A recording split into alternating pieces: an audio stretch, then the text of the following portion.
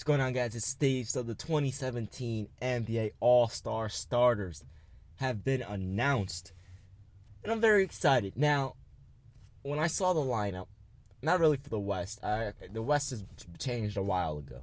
But when I saw the lineup for the Eastern Conference, I just realized how big of a difference the NBA is. Like how different the NBA is compared to it was, a few years ago. If you go back in time, a few years even, you remember the days when it was like, Dwyane Wade, LeBron, Melo, and Bosh all in the starting lineup. Now it's like it's just LeBron. It's crazy because it's the end of an era. But anyway, so the front court really just for the Eastern Conference, I'll tell you guys for the Eastern Conference first. We have obviously LeBron James is going to be starting. There's really no surprise here. He's still the best player in the world. The thing that I love most about LeBron that a lot of people say but they really don't appreciate is the fact that LeBron James can literally pass the ball like he's a 6 foot Chris Paul combined with Steve Nash and Magic Johnson. This guy is a better passer than he is scorer. He's one of the best passers I've ever seen in my lifetime, and I've seen some really great passers. I mean, I've seen Steve Nash, I've seen Chris Paul, I've seen Darren Williams in his prime. I've seen highlights of Magic Johnson. I've seen some crazy passers in the NBA. John Stockton highlights. Obviously I wasn't alive back then, but I think LeBron is actually one of the best passers of all time, regardless of position or height. He's just a great passer.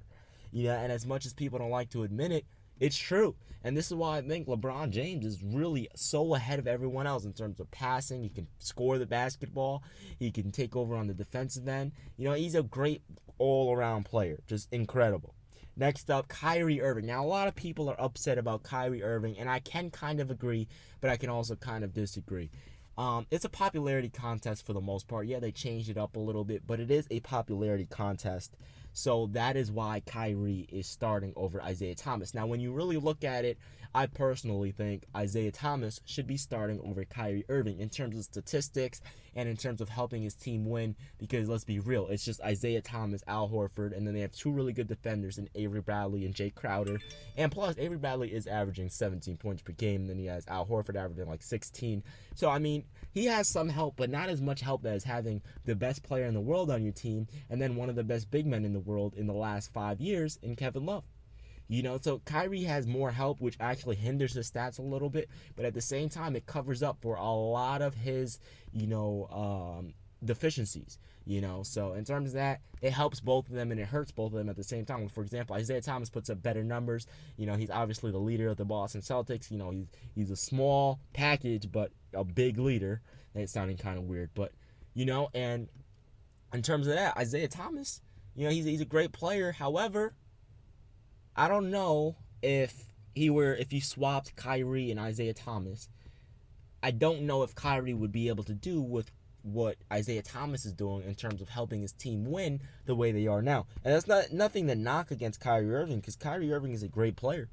I'm not too sure on his leading ability just yet, but he does have the experience. He's a clutch player. He's fantastic, easily a top 15 player on this planet right now. Next up, Giannis Antetokounmpo. Now, my friend Jan, his name is Giannis as well, because they're both from Greek. I sound stupid. They're both from Greece, so he's excited that Giannis Antetokounmpo is on, the All-Star team, and I'm also excited because it's the dawn of a new era. It's the era of younger players now. The older players are passing the torch very slowly and methodically, but it's getting to the point where it's like, okay, give me the damn torch already. Giannis, just like LeBron, can impact the game on almost every single level. And plus, he's really tall. He's like 6'9", 6'10", 6'11", something like that. He's a long wingspan. He's like Kevin Durant, just not as good of a scorer and not a shooter. And I think if Giannis can develop a jump shot, like literally it would take 2 months over the summer, 1,000 shots per day for 2 months. And he could be a pretty decent jump shooter or above average. And his game would just be so far ahead of everyone else's if he could become a great jump shooter. But besides that, he can play defense. He's learning how to take over basketball games. He's leading the Milwaukee Bucks to a playoff appearance. He's doing his thing. And not just a low seed, a middle seed in the Eastern Conference right now. He's doing his thing, impacting the game on every single level. He's a matchup nightmare on both ends of the court because you have to adjust every single damn time the ball switches possession. So he's a great player, and he definitely deserves to be in the starting lineup. A fantastic player. Next up, Jimmy Butler. Now, I made a video on Jimmy Butler in the beginning of the season, and a lot of people agreed with me.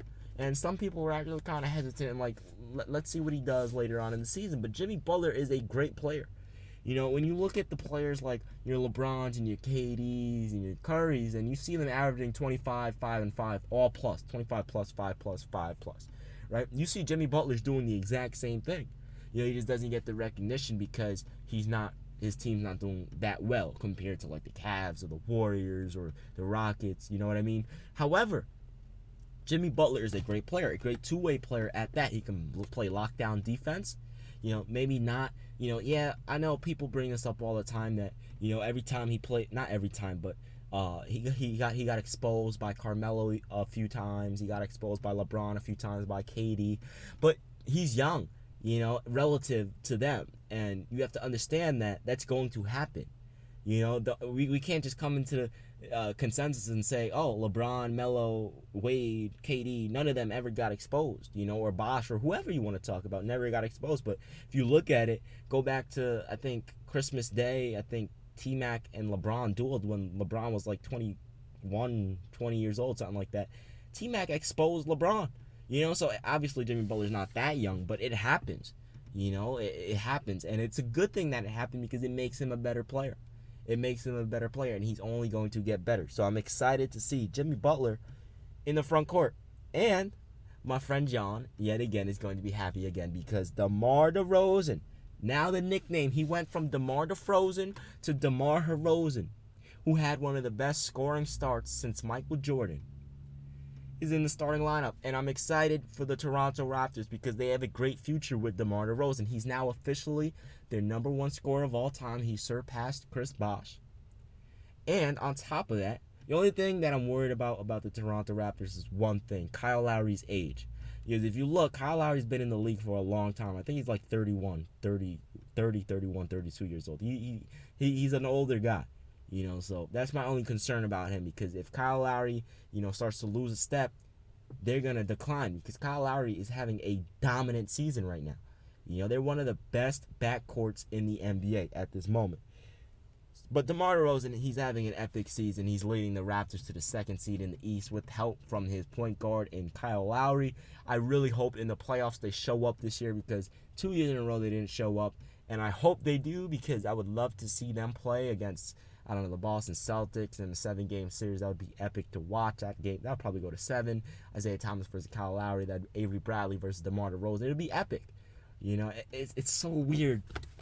So damn weird saying these names. I'm so used to saying, oh, I can't wait to see LeBron versus Melo or D-Wade versus Kobe. And I know it seems so long ago to you guys, but 10 plus years saying that, now that we're switching to this, it's weird. I know a lot of you guys feel the same way as I do, because it is weird. Anyway, let's go on to so that's the starting lineup for the Eastern Conference. LeBron James, Giannis Antetokounmpo, Jimmy Butler, DeMar DeRozan, and Kyrie Irving. Now, in the Western Conference, a lot of people are upset about this, but I kind of agree with it to an extent. In the Western Conference, it's point guard. Their point guard is Stephen Curry, and a lot of people are upset saying it should go to Russell Westbrook. Russell Westbrook deserves to be the starting point guard in the Western Conference. Now, he's a great player. Russell Westbrook is a great player. And I know I flip-flop and I say sometimes I think Curry's better, sometimes I think Westbrook's better, but that's because it's so hard to choose. The reason why I would go with Curry is because he's more efficient, he's a better shooter, and he's more relaxed. He can play make without making silly mistakes. Whereas Russell Westbrook, he'll impact the game on every level. He'll give you the energy. However, he's very inefficient, and you're going to have a lot of costly turnovers. And that funny turnover when he took like 7 steps, that was I've never seen anything like that before in my life. Both great players. And they're both going to be on the team regardless. So there's no need to get upset about it. Russell Westbrook will probably start next year or the year after. Who knows how long, these two are going to be dominating in the West. But Russell Westbrook will have his chance. And then he won MVP last year, the All-Star game, or 2 years ago, whenever that was. So he's going to have his chance. So Stephen Curry is a starting point guard.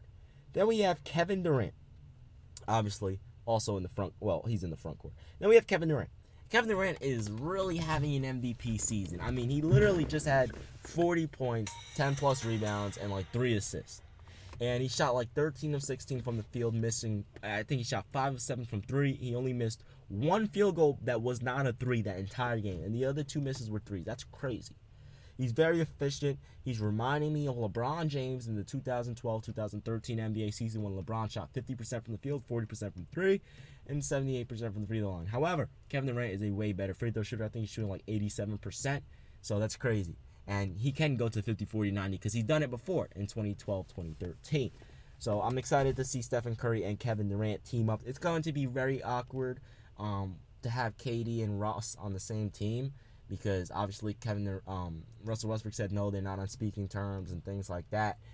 I don't know, man. It's going to be awkward, but I can't wait to see what happens. All right, next up, we have Anthony Davis, who's going to be, joining Kevin Durant in the front court from the New Orleans Pelicans. Now, a lot of people thought Zaza was going to be starting and things like that, so I'm happy that the NBA made this All-Star this new way because I would not want to see Zaza Pachulia in the All-Star game. That's some BS, And Zaza thinks he's like the man now. Did you see the way he stared down Russell Westbrook? Anyway, Anthony Davis, a great player. My only concern with Anthony Davis is his injury-prone status because you breathe on him too hard and his leg's going to snap or something like that. But that's something that you always see with tall, lengthy, athletic big men, which is why I'm nervous about Kristaps Porzingis. Anyway, let's move on.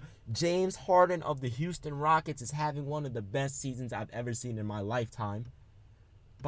He's not by himself. He has help. Eric Gordon, he has help. Patrick Beverly. He has help. Trevor Ariza, yada, yada, yada. However, he's the only star on that team. And I miss those days when there were only one star on the team, like back in 08, 09, 9, 10, when it was like LeBron on the Cavs, D-Wade on the Heat, Bosh on the Raptors, Tim Duncan. Obviously, they had Tony Parker and Manu on the Spurs, Kobe on the Lakers. He had Pau Gasol, yeah. But you know what I mean? I miss those days. I truly do. Those were like the peak days, in my opinion. Anyway, so James Harden's doing his thing. And then we have Kawhi Leonard starting as well for the San Antonio Spurs. So there's the starting lineups for both rosters in the West and in the East. I'm going to repeat the Western Conference. It's Kevin Durant, Stephen Curry, Anthony Davis, James Harden, and Kawhi Leonard. I'm very excited for the All-Star game. What I'm really excited for is a rematch between Zach LaVine and Aaron Gordon in the dunk contest. Oh my frickin', that was the best dunk contest ever. Anyway, guys, it's been Steve. I hope you guys enjoyed this video. I'm out. Peace.